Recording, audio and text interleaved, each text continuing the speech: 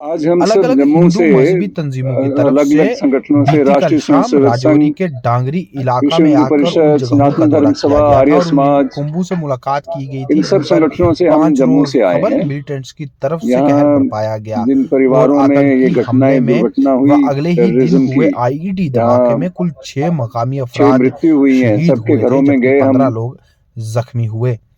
हिंदू तंजीमों के ओहदेदारान यहाँ ने आने का इस उद्देश्य हमारा ये सूरत था हाल कि पर जिन तशवीश का परिवारों में इजहार किया ये और हुकूमत से यह मुतालबा जान किया की कि हानि राजौरी हुई व है, पुंछ अजला में उन सब के हिफाजती साथ सूरत हाल को पूरी तरह से हम पुख्ता अपनी बनाने के संवेदना व्यक्त इक़दामात करें उठाए जाएं ताकि कोई भी सिविलियन और उनको ये इस तरह बताएं कि की हम आतंकी सारा समाज वारदात उनके की साथ भेंट खड़ा न है। चढ़े।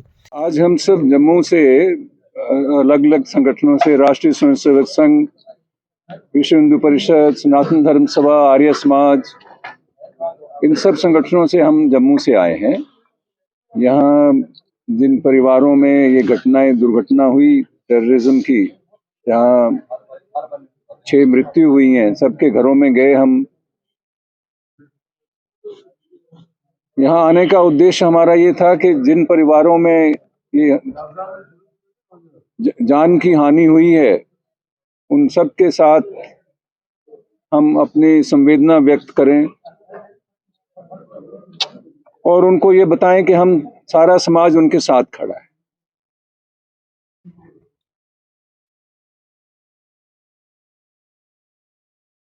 इस दुखद घटना के संदर्भ में हमें यही कहना है कि समाज को संगठित होना पड़ेगा। ये टेररिज्म की घटनाएं जम्मू कश्मीर में पिछले 30 सालों से हो रही हैं। हो सकता है डांगरी में पहली बार हुई हो, लेकिन आए दिन आपके द्वारा, आप सब मीडिया के बंधुओं के द्वारा इन घटनाओं की विवरण, इसकी डिटेल्स आती रहती हैं रोज। इसका उपचार सरकार तो अपने यत्न कर ही रही है, परंतु समाज को खड़े होना पड़ेगा। समाज को सेल्फ डिफेंस के लिए तैयार होना होगा। इसी संदर्भ में हम सब यहाँ आए हैं और अपने इस यहाँ के समाज को, उनका मनोबल बढ़ाने के लिए आज हम यहाँ। मेरे साथी आए हुए हैं, श्री पुरुषोत्तम जी, राजेश जी, अरुण जी, ये भी अपनी बात रखेंगे आपके सामने।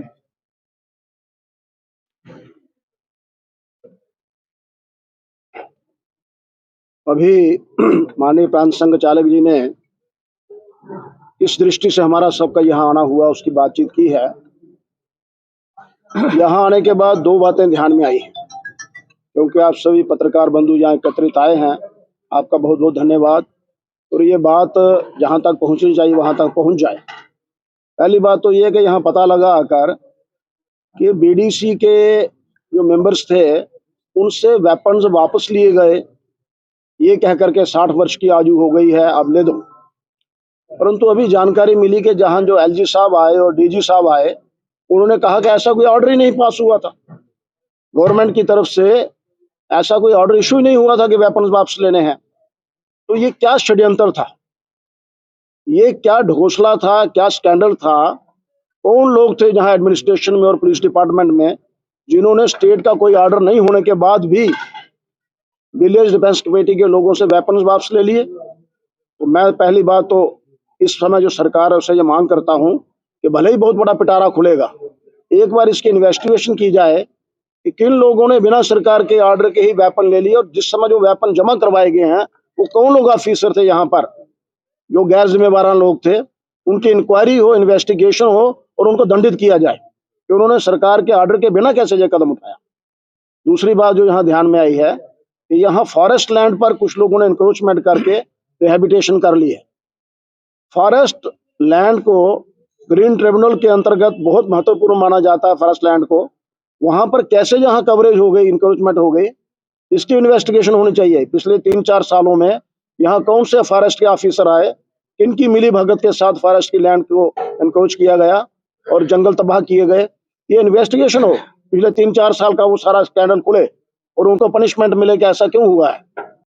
राजेश जी, एक बात इसमें मैं जोड़ता हूं कि पहले दिन की घटना के बाद जो दूसरी दिन की घटना जो हुई है आईडी की, ये रोकी जा सकती थी स्थानीय एडमिनिस्ट्रेशन और पुलिस द्वारा। उन्होंने उस जगह को सैनिटाइज क्यों नहीं किया? तो इसके लिए जो जिम्मेदार लोग हैं उनकी भी पूछताछ होनी चाहिए। अभी भी लोगों की शिकायत है कि जो वेपन जो मिले हुए हैं वो पुराने हैं, वो नहीं दिए जाए। हाँ, वो लोग अपनी बात रखें।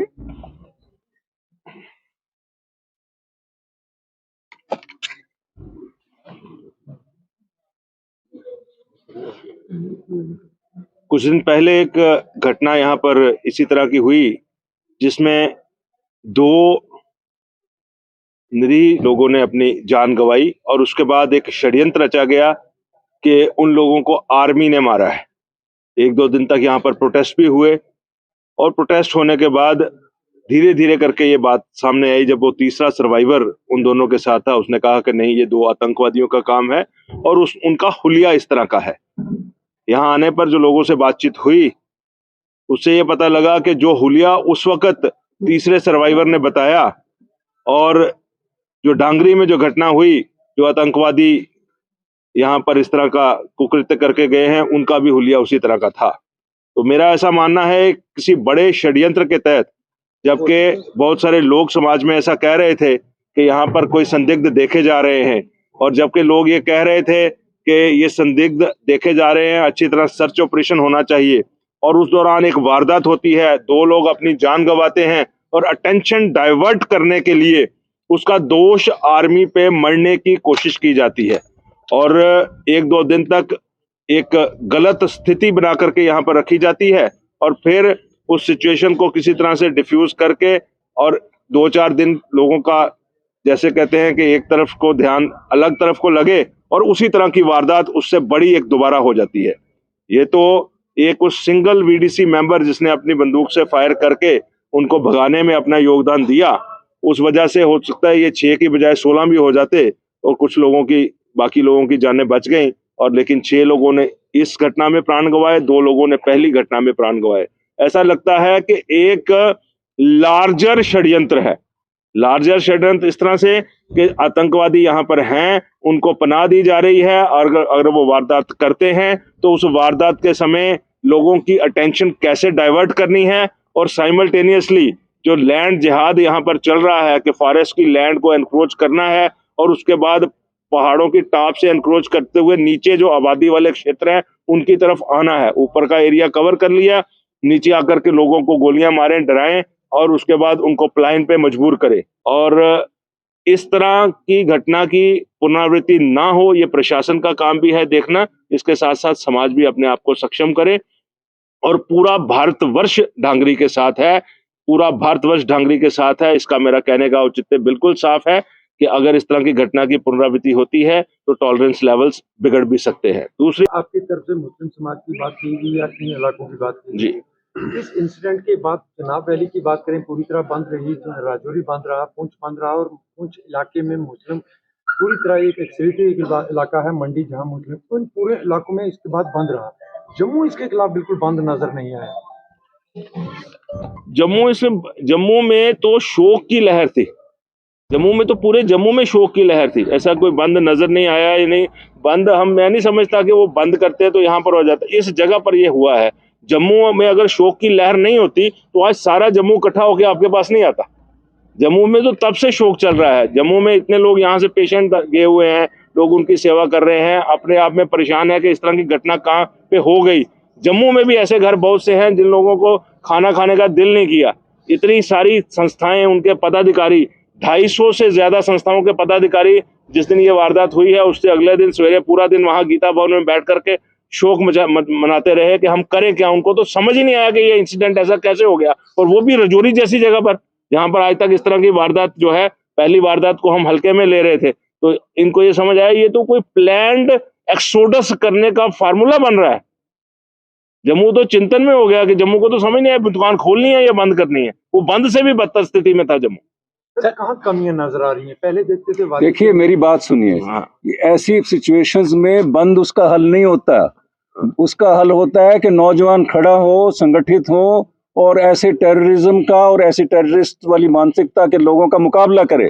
बंद कोई उसकी सोल्यूशन नहीं है।